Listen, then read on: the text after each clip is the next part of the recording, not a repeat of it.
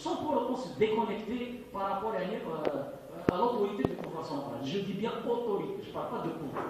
Autorité du pouvoir central. Pourquoi?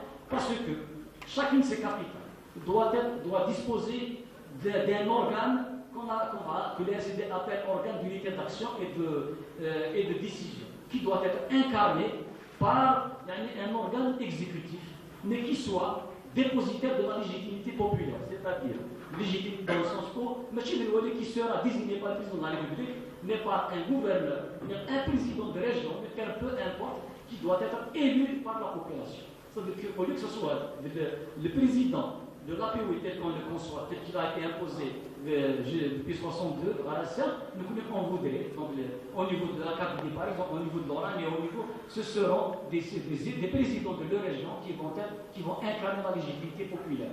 Et donc, ça va être un organe exécutif qui sera là pour agir au plus près des citoyens. Deuxième organe important, c'est le Parlement régional, et qui va être pourvu de toutes les prérogatives,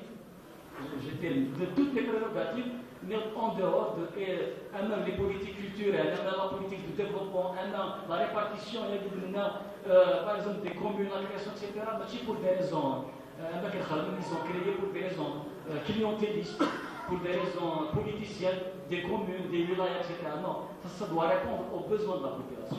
Donc voilà un peu les deux organes que propose l'université par rapport à ça. Et ces régions devront bénéficier d'une administration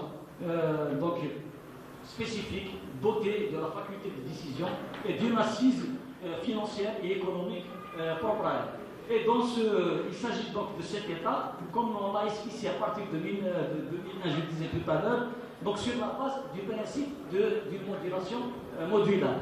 Pourquoi le RCD parle de régionalisation modulable? Le principe de régionalisation modulable dans le sens où cette régionalisation modulable a l'avantage de concilier donc la maîtrise, la bonne gouvernance, tout en accordant une modulation, une souplesse aux autres, dans les intégrations des régions, dans le sens où c'est pas parce que nous nous a imposé, donc 62 RSA, on n'a pas imposé à des populations. Donc ça va être une région modulable selon la volonté des populations à jouer de plus ou de moins de prérogatives, selon les capacités des régions, les capacités d'encadrement financières, les moyens, etc. Donc on n'a pas à imposer. Et cela se fait, comme cela se fait d'ailleurs en Espagne, du fait que d'une région alimente les compétences mukhalafat. Il y a des régions, des populations qui se sont dessaisies au profit de l'autorité du pouvoir central.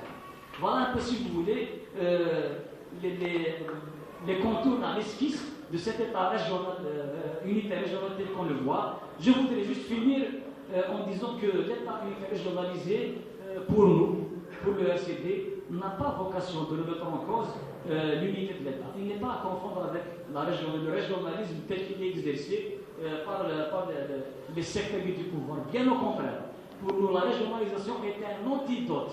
Donc c'est une solution, c'est une alternative au régionalisme des parents. C'est ça qui disait en 2001, nous voulons une régionalisation pour affranchir l'Algérie du régionalisme des parents. Donc le fondement, l'expression de notre modèle qu'on propose, il tend fondamentalement au seul bénéfice des citoyens et surtout à asseoir les fondements d'un État véritablement démocratique, moderne et décentralisé. Donc c'est celui de la proximité, celui de la subsidiarité qui n'a jamais été engagé dans le pays. Voilà, si vous voulez, la région s'appuie sur une région. Alors on a dit sur des régions fortes, sur des identités régionales fortes, parce que pour nous, l'Algérie est riche de sa diversité. Pour nous, l'Algérie est riche et féconde de par sa diversité et son pluralisme, qu'il soit culturel et naturel. Et de ce point de vue, on voudrait aussi, parce qu'une proximité, une décentralisation du pouvoir, pour être au plus près des citoyens, les citoyens plus près pour pouvoir contrôler la gestion de manière transparente, donc la gestion des ressources nationales.